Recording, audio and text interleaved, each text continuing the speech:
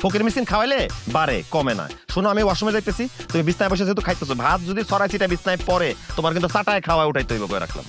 ভাই কিতা হয়েছে হোসাই, তোমার কিতা জ্বর টর আসছে নাকি? আমার কোনো জ্বর টর আসে নাই। আর তুমি আমার সাথে তুমি মারাইতেছো কি জন্য? আমি তোমার দোস্ত লাগি? আমি তোমার বন্ধু লাগি? আপনি করে কথা বলবা আর আমার লগে দেখা হইলে আমার সালাম দিবা।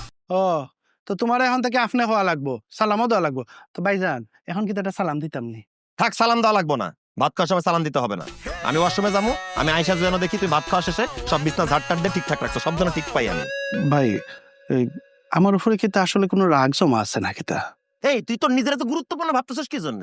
একটা মানুষ একটা মানুষের উপর রাগ করবে, সেটা তো যোগ্যতা লাগে, তোর তো সেই যোগ্যতাও নাই।